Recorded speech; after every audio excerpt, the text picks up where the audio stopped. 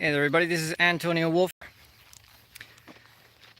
Had a little bit of an insight, so I decided probably a good time to do a live stream before I forget. Apologies for the blurry image. Hopefully it gets fixed. If not, who cares? Anyways, I started writing an article today that thought might be interesting. About Hegelian negation, particularly abstract negation. And I decided, what the heck, might as well make a video about all three famous forms of negation: abstract, determinate, and absolute or concrete negation. Because as far as I've noticed, pretty much everybody has a formulaic understanding of these, which is not really content pertinent. Oops, disconnected there. But anyways, which is not content pertinent, but I think I've got a take on it, which is makes more sense once you think about it. So first off, abstract negation.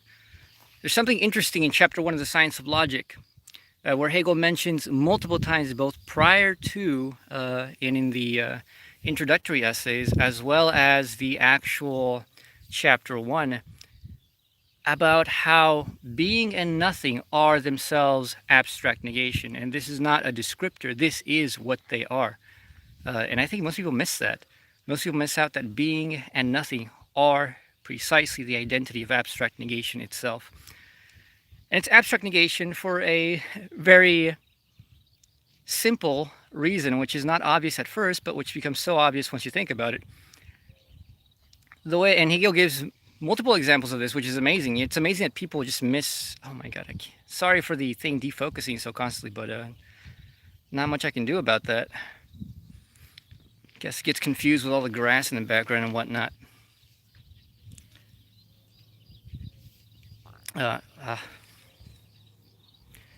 Anyways, so the reason being and nothing are abstract negation is literally because they are the power, the activity, and the result of negation put off to itself, by itself, away from anything else which would determine it.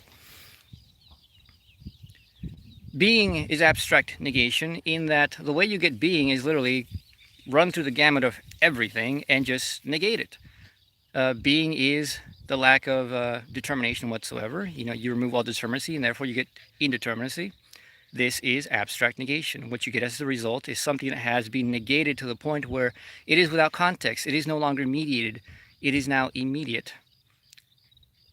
Hey there, Lazia M. If I'm pronouncing your name, I'm not sure if that's an I or an L, sorry. If it's an I, it's an Asia, right? Hey there. But anyways, back to the being abstract negation. All right.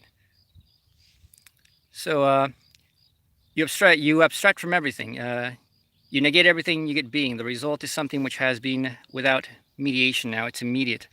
Therefore, you have something which has been fully negated and is now by itself, which is part of the meaning of abstraction for Hegel. Hegel's meaning of abstraction is to take things out of relation, to take things out of mediation, to make them immediate, to stand on their own, away from anything else. So that's interesting. Nothing is abstract negation for the exact same reason.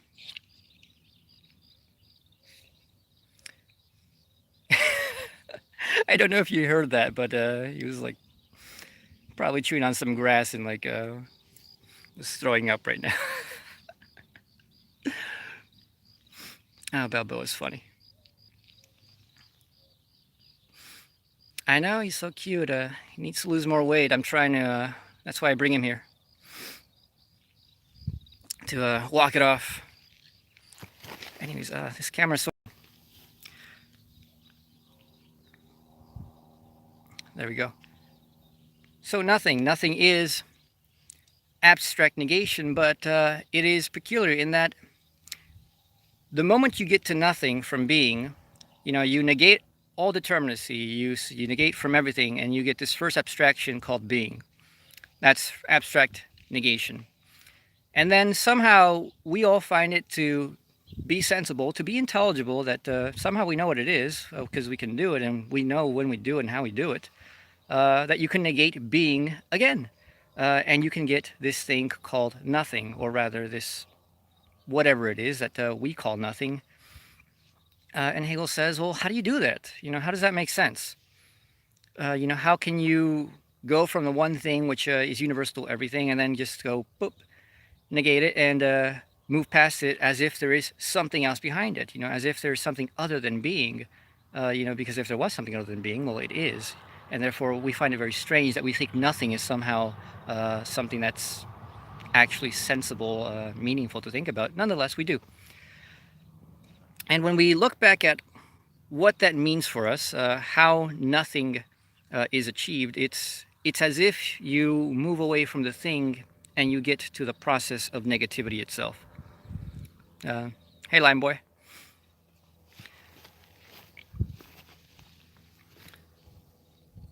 So being is the object of complete negation, which removes it from all mediation, therefore abstracts it from all relation, therefore abstract negation. And then nothing is removal of the object itself, and all that remains is what? Well, all that remains is that power that we seem to think is nothing. That power which negates all. Nothing is particularly, specifically, the activity. He's so tired. It's not that hot actually, but he gets very hot very easily, so he likes to chill on this cool grass, and the grass is nice and cool. Sorry, rambling. So you get so you get there to nothing. You get this pure activity of negation, and therefore nothing is abstract negativity. So being abstract negation, nothing abstract negativity. And to reiterate on why they are abstract, it's because they have been taken out of all context. The immediate has no connections, therefore it's purely abstracted. It's negation abstracted by itself, away from anything negate, and nothing likewise is negativity abstracted from anything it would negate. And it's once you do the work of the logic, it's actually pretty easy to see how being and nothing as abstract negation and abstract negativity really work as one thing. And that's just the sensibility of how it is. So that's abstract negation, to take negation, to make it stand by itself, either as a result or as a process or an activity, and do nothing else. And I found something interesting today. Well, not today, but actually I did a long while ago. It's just I never wrote anything about it, except for one blog where I hint at it, and I don't think I make it clear, about how this is identical to the formal logical not operator. That squiggly line thing, what's it called, the tilde? In formal logic, that operator in front of anything just simply negates it abstractly. What does it do? Well, it takes it completely out of the picture, removes all determination, leaves you with nothing. And that's very interesting. It reduces all things precisely to nothing. Not even being, because you're left with nothing. So that's something interesting to think about and ponder. Just about how that formally, logically operates. Anyway, so that's abstract negation. Determinate negation is simply negation which is in relation to negation, but is not yet gone through the dialectic. Being and nothing together form determinate negation. They form the concept of determinacy itself. And why it is determinate is because now you have the nothing against being. And wasn't flipping anybody off. I just didn't think about it. Sorry. So, you go being, nothing, and you just alternate between that. And you go and you have a determinate negation, because now you have a mediation of the negative, in which you seem to have a difference, even though at that point, when you really think about it, you don't have much of a difference at all. you can't really tell the difference. You go from being to nothing, being to nothing, being to nothing, and you go from the negation to the negation to the negation to the negation. And from every standpoint of negation, here you're at nothing, and this is being, and here you're at being, this is nothing, and you make that difference, and that's the determinacy of it, that there is a difference, at least to some extent.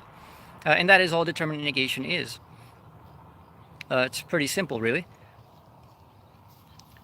And then you move on to absolute negation, or concrete negation, as some people like to call it. And that one's simply this movement of being nothing, negation, negation, negation, negation, to realizing, wait a minute, this is a movement of negation to negation to negation to negation, as this whole infinite circuit, this infinite movement. And with that, you simply look at that and say, so you get the negation of the negation. And there's multiple ways to see that, both as a static image in which you have both opposites, each one which is the negation of the other, and therefore put them together, you have negation, negation. That's a structural absolute negation. Then you have the procedural negation of negation, in which you see the process and you realize that every single position that you're taking, whether it be being or nothing or something or other, rather other of other, and you notice that you keep having this inversion. You keep having, you stake a standpoint, negate it, you go into its opposite, you take that standpoint, and then it negates itself, and you go back to the other one, and you keep going back and forth. And therefore, at every negation, you get another negation. And when you realize you're doing a bouncing back and forth, you realize it's a movement between two negations, and that these two are actually immanent to each other, and therefore you have the negation of the negation as that full closed process upon itself. All right. Beyond that, there's also another structural way to look at it immanently, in which, for example, the other in the logic in the second chapter is probably the clearest one, in which literally, just think about it, you can think of the other as the other of the other. Something that is other to an other. And boom, you have the negation inside a negation. I don't know how you... Sorry, I'm holding my phone, so I can't do any fancy shapes with my hands. But just think about a square with a square within, and that's literally what the other of the other looks like as a static image. And therefore you have the negation within a negation, the negation of negation, and that is what an absolute negation is. And so that's literally the three Hegelian negations. Abstract negation, which is this power, this process of negation taken aside from all other things, standing by itself, and therefore literally it is abstracted negation. It is merely this power, this negation by itself. It is abstracted. Determinate negation is negation which is in relation. It is negation with a difference. It is negation as opposed to an affirmation, so to say. It's nothing as opposed to being, and being as opposed to nothing. That's a determinate negation. The negation of negation is to realize that being negates to nothing, nothing negates to being, and that it just keeps going back and forth, back and forth. And therefore, every movement you make negates, every movement you make negates. And you realize there's only two real movements, and therefore you realize it's just nothing but a movement of negation to negation to negation to negation, and that is absolute negation. And so that's all three Hegelian negations.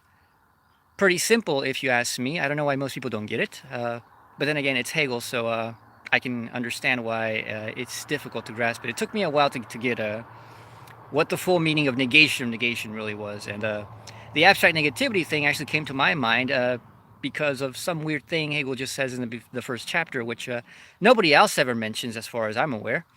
In any secondary literature I've looked at, and I haven't looked at it a lot because I don't like to look at secondary literature, but I did find it interesting that I had not seen it.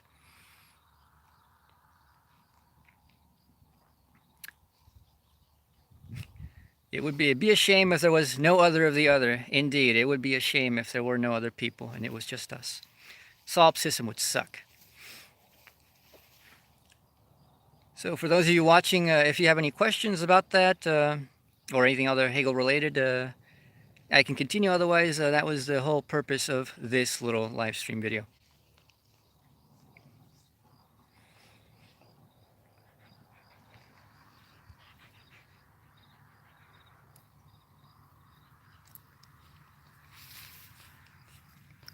No, Balboa doesn't want to say anything.